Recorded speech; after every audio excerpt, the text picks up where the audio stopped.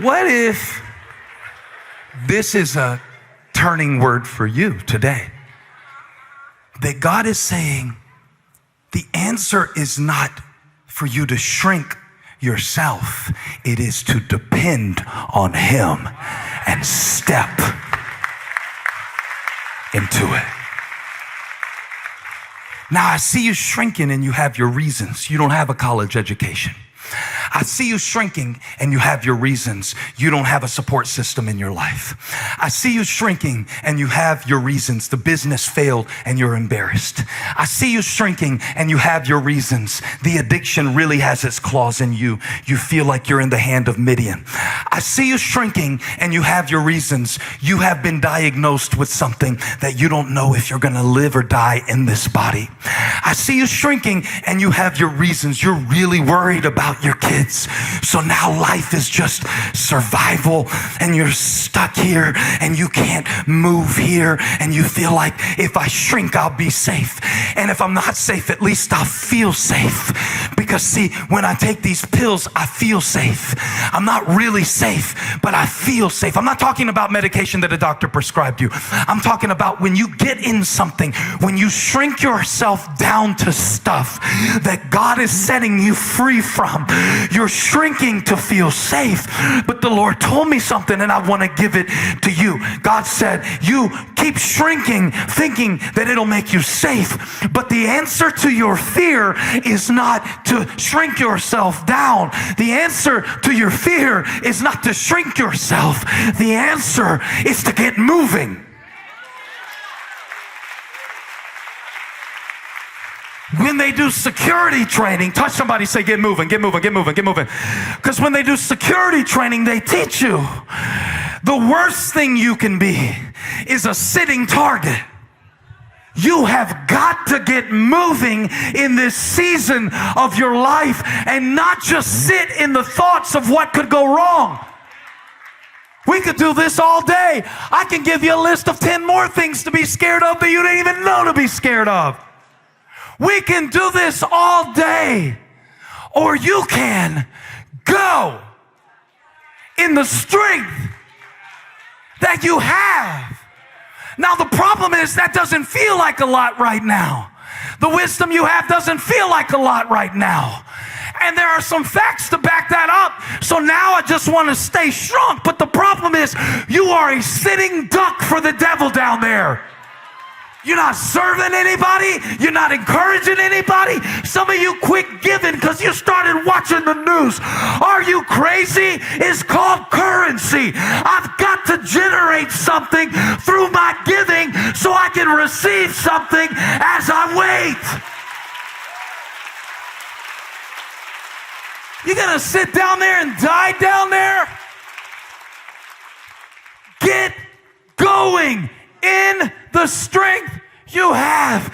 Gideon has a dilemma. He's in a real pickle. He's down low. God is calling him up high. He's down low. God is saying you're a mighty warrior. Now here's the word of the Lord for you. You might be.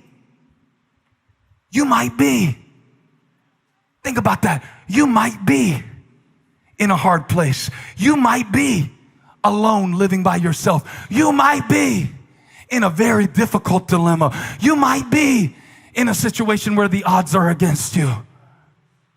But you are still a mighty warrior. If God is within you, He is more than anything that is against you. Go in the strength that you have, and the strength that you have will become the strength that you need for what is next. If I am prophesying this word for you, put it in the chat. It's for me. I need to get moving. It's for me. I need to get stepping. It's for me. I need to get back in it. I need to step back into it. I need to get out of this place of feeling sorry for myself. I need to get out of why and step into what God called me to be. He's able, according to His power, This fella named Trenton, I hope he's there right now, wrote me this week, and he serves at Lake Norman on A week. He serves, you know Trenton? Trenton sent me a text. What meant the most to me is where he sent it from, sitting in a wheelchair with cerebral palsy. He said, thank you, Pastor Stephen, for preaching about Gideon. And thank you for the song More Than Able, because it means a lot to me, because I'm disabled. And God started speaking to me. He said, and God started speaking to me that I'm disabled. But when you said go in the strength you have, and I'm sitting in this wheelchair listening to that word, I realize if you take disable and put go in front of it, help me preach this, Trenton.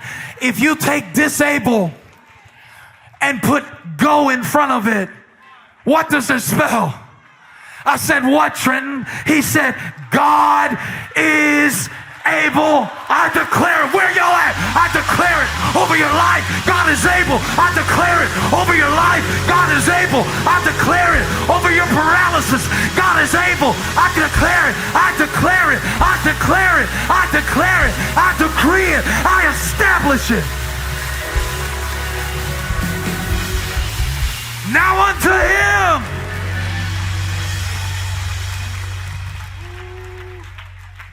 So thank you, Trenton, for that truth. If you can say it from a wheelchair, I can say it in my weakness too. If you can smile in that wheelchair, I can smile through my storm too. The problem is not what you have, it's what you don't know about what you have. And you won't know what it is if you don't go in it. I promise you that. I promise you that. I promise you, you will always, you have not yet made peace with the strength God has given you because you're not yet good with what he didn't give you. And we could do this all day. All day long, you could wish that you were taller. I never seen anybody grow a centimeter. All day long, wishing they had stayed with you. They didn't. And they're only pretending to be happy in those pictures you see on Facebook. They miss you a lot, okay? Just giving you a little spiritual hug there.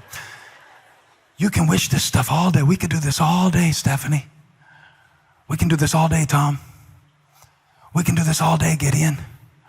Or you can go with what I gave you and go in the strength you have. Somebody say it, I'm going in. I don't know what day it happened. I don't know what week it happened. I don't know what month it happened. But at some point, I came to this in my spirit. That as I preach God's word and teach God's word and put God's word in people's hearts, there may come a day where I fail. I'm sure I've already had many of those days where I failed. And I will have many more.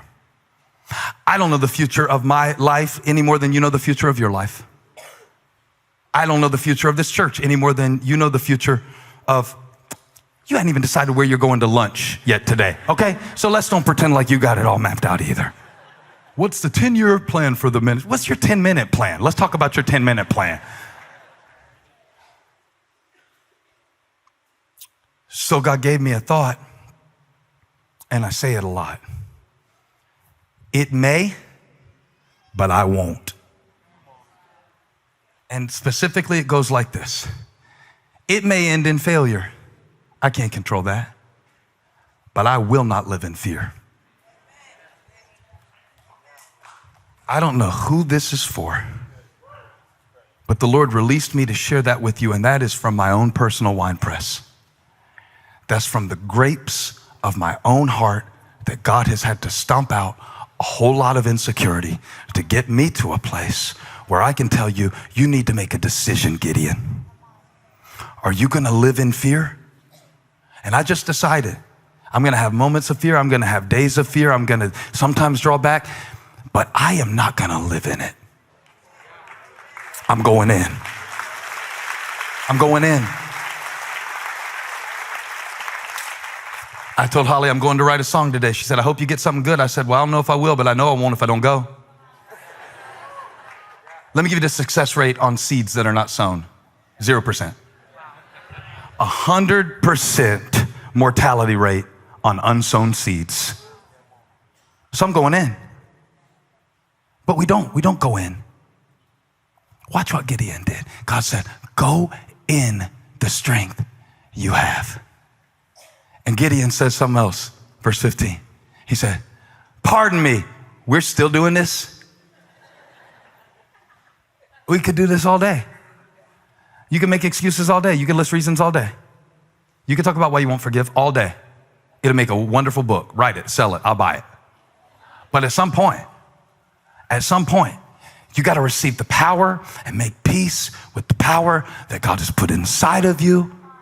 Because God is trying to give you permission to live again, to love again, to breathe again, to open your heart again, to trust again, to move again, to flow again, to see Him move a mountain again, to walk through an open door, to believe Him for better days ahead, to tell the devil that he's a liar and I will not live in this wine press. I will not live in the wine press of why me and why it didn't.